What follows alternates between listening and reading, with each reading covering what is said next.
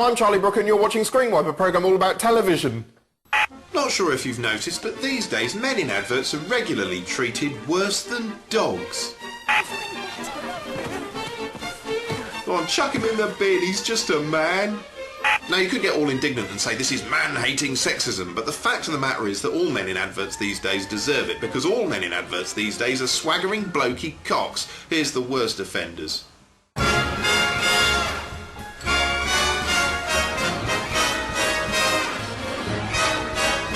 At number 10, a smug bell end with a brain full of women and mortgages. I think mortgages can be simplified. Take your f***ing hands out of your pockets when you're talking to me. I think they should be flexible. I think mortgages should have holes you can put your knob in.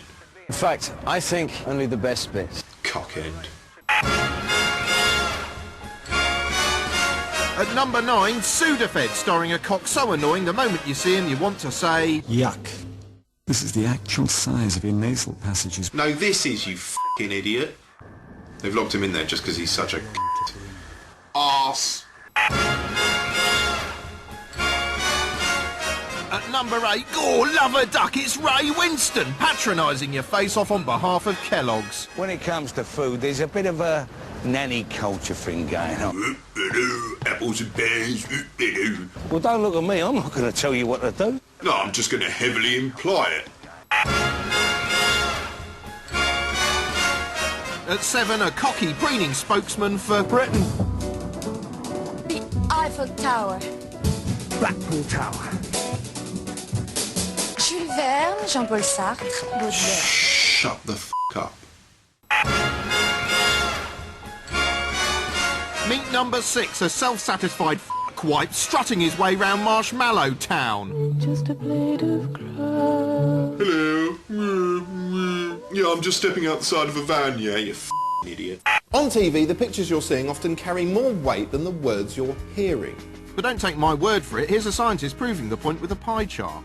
Since pictures are so important, plenty of time is spent making them as impressive as possible. Here, for example, I'm talking to you on raw, ungraded video, which is super sharp, but because it's associated with live TV and quiz shows and the like, feels inherently sort of cheap. Whereas now I'm talking to you from behind a fancy filter and a 25 frames per second film effect, which means the whole thing looks bloody luxurious. Actually, luxurious is a word you can apply to a lot of modern TV, because the pictures we see today are more polished and tricksy than ever before, almost as glamorous as Hollywood. It's an unreal, televised dreamscape. Of course, warped on-screen reality isn't exactly anything new. TV's always shown us things that weren't really there. In the early days, to do this, you had to create a physical prop, like Supercar here, which was super. Go, you lovely supercar, go! Spin forward a few decades and basic video trickery starts to creep in, as seen here in rib-tickling supernatural pantomime Rent-A-Ghost, which made heavy use of basic stop-start editing techniques. A few years later, computers started poking their nose in, enabling vision mixers to muck around with the shape and position of the image to their heart's content. Of course, when any new technique appears, people tend to go to town using it, which is why the 80s was such a blizzard of spinning screens and wacky warping effects. We're going to send you up the pole and round the bend now as we bounce your eyeballs all over your living room with the aid of this little box of tricks here, a computerized doodah that sends your picture potty. And here we go. For instance, if you twist the knob round here like that, you can go that way in any direction at any speed, or the opposite direction like that. It looks cheesy to us now, but at the time, effects like these made viewers' minds pop like cherry tomatoes on an overheated grill pan. Actually, at the time, the technology didn't quite match up to the program makers' ambitions, and they ended up having to simulate the way futuristic effects might look using old-fashioned means. The famous Hitchhiker's Guide animations, for instance, looked like super complex computer animations, but were actually lovingly crafted by hand. While wisecracking postmodern chat show icon Max Headroom was really just actor Matt Frewer beneath a heavy layer of latex. In 1986, groundbreaking kids show Nightmare used a combination of blue screen trickery and CGI to create a deadly interactive world in which children were burnt alive. Nasty.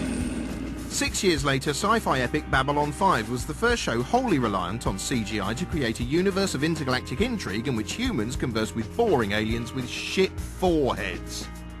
CGI really took off in 1999 with the eye-popping Walking with Dinosaurs, which was truly mind-mangling in its day, but now looks almost commonplace because the schedules are jam-packed with virtual dinosaurs, as you'll see in a moment. 28 years ago, Doctor Who was king. Tom Baker was twice as popular as Jesus Christ, and just about the only people who didn't tune in were demented clock fans, infuriated by his constant meddling with time. You bastard. Naturally, ITV regarded Doctor Who with envious eyes, and slowly and surely they drew their plans against him. The result was Sapphire and Steel, a wildly baffling work of metaphysical oddery, which made about as much sense as this. Did you see my face? Did you see my face? Did you see my face? Didn't catch on. Now in 2007, with Doctor Who riding high once again, ITV have come up with a more convincing rival. Primeval is unashamed Saturday night populist drama for the masses, and it features something for all the family. There's dinosaurs for the kids, a couple of beefy hunks for mum, a barely legal girl for dad, and the occasional shot of a washing machine for your weird cousin who f***s washing machines. The story revolves around a go-getting bunch of scientists who've discovered a series of mysterious rifts in time which keep popping open, allowing prehistoric monsters into the present day. They're a bit like gatecrashers crawling through a hole in the wall at Glastonbury. Everyone in the team has a clearly defined role. There's Violet Berlin lookalike Abby, a sort of Powerpuff Girl version of Zoe Ball, whose job is to connect with the beasties on an emotional level, look a bit saucy, and lust after the boring hunk one. I don't like the boring hunk one, partly because he's a hunk and therefore the enemy, but mainly because his job seems to consist of being knocked unconscious every few minutes. Anyway, he's clearly only doing it to mess with the pretty one's head and thereby win her affections, and it bloody works, the sly little prick. And I'll have coffee at your place later and stay for breakfast in the morning. You bugger. The next gang member is Connor, who's the designated wacky one. He's supposed to be an archetypal nerd, although since the actor who plays him is clearly a bit too handsome for this, they've achieved the effect instead by giving him slightly greasy hair and a laptop obsession, and saddling him with some absurdly unrealistic fictional nerdy mates. Lost it. Totally. That's the saddest thing I've seen since Matrix Revolutions. Finally, there's Professor Nick Cutter, the explainy one, whose job is to go on and on about the anomaly. The anomaly. Thank you. His job is to explain those every few minutes. The anomaly has a fixed point of origin. Yes, all right. The anomalies may be intermittent, and they fade from time to time, but they never completely disappear. Yeah, thanks. The anomalies are conclusive proof that the past exists. Thank you, Professor. And when he's not doing that, he lets off steam by shouting, Helen. Helen! Helen! Helen! Helen! Where are you, Helen? Helen's his dead wife, except she's not actually dead. She's just living in prehistoric times because she passed through one of the The anomalies. Can't we just call it a f***ing time hole? The show is resolutely action-packed. Every episode features furious, incoherent beasts rampaging across contemporary Britain. It's also often genuinely scary. There's an almost perverse emphasis on cosy domestic normality getting smashed to bits, something Doctor Who also does, but rarely to the same extent. Sometimes it's so scary even the cameraman wets himself. And even if you're not scared, you can't help but admire the special effects, which I think are some of the best I've ever seen in a British TV show.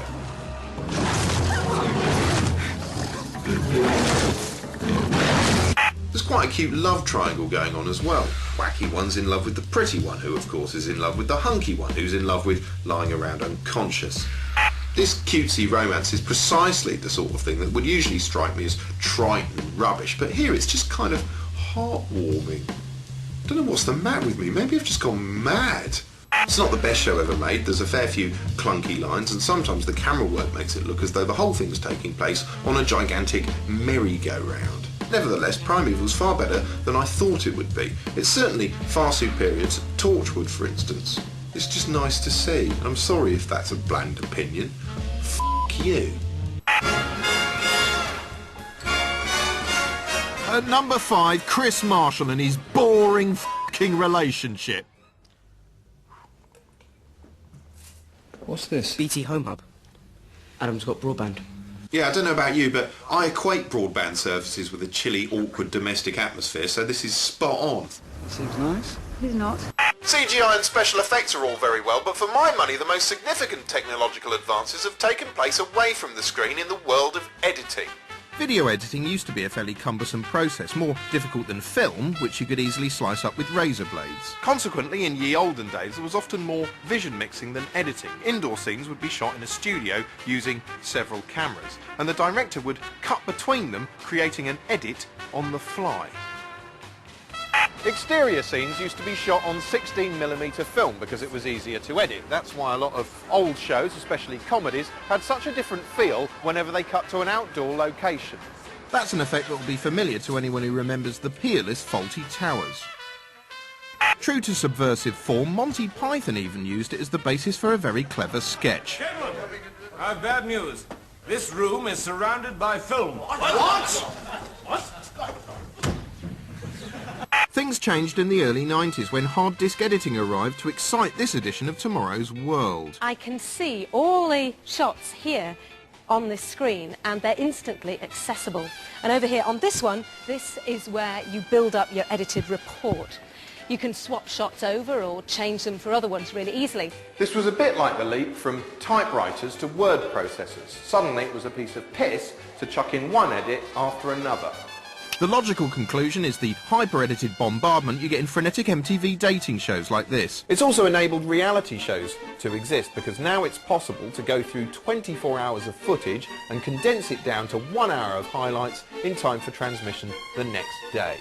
Of course, the pressure of time and the need to tell a story means you often end up with a crude caricature of real life, a condensed bullet point version of events that can be easily manipulated to tell almost any story you like. To demonstrate this, we decided to make our own reality show in miniature. Day 1 in the Screenwipe house.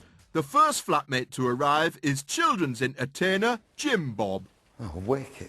Next in is runner from previous Screenwipe series, Louise. Nice to meet you. Nice to meet you. I'm Jim Bob. Jim Bob, I'm Louise. Oh, excellent. Misanthropic TV presenter Charlie is the third flatmate to enter the Screenwipe house. It's a bit awkward, isn't it? Yeah. Should we have a drink? Yeah. Oh, yes. Last to arrive, glamour model agony aunt and DJ Ashleen. Hello. Hello, I'm Charlie, hello. What we've ended up with is hours of fairly nondescript footage of us all standing around and jabbering. It's shot from 3 angles, here, here and here. And we've also got interviews in which each of the flatmates say what they thought of each other. Using these ingredients, we can tinker to an absurd degree. If we want, we can hunt through it for moments where it looks like Ashleen's flirting with me, as well she might. Here's one. Here's another one. Oh, and here's another. Oh, she bloody wants me. Or we could just cherry-pick the moments where it looks like she's not that impressed at all. That's just highlighting a particular aspect. If we want, we can be more devious than that. For instance, here, I get away with telling a pretty lame joke. What's red and invisible? I don't know. No tomatoes. But if we want, we can join the start of that moment to another moment that actually happened later on, and suddenly I seem to die on my arse. What's red and invisible? I don't know. No tomatoes. We can also use one piece of footage to illustrate 2 completely different points. For instance, here's a shot of me talking and them listening. Doesn't tell you much, but if we run it in conjunction with a positive sounding soundbite, suddenly it takes on a different meaning. And he's quite attractive in a kind of weird, quirky way. He's very engaging. You know, he captures your attention. Quite like that. And if we change that soundbite, well, suddenly the meaning changes with it. God, where to start? It just goes on and on and on and on, and he just takes everything out of context and onto a whole different tangent, and it's just like, yabba, yabba, yabba. We can use these techniques to tell almost any story we want. We can make it look as though Ashleen's bored of me, or we can take 2 shots that happen sometime apart and combine them to make me look like a lecherous scumbag.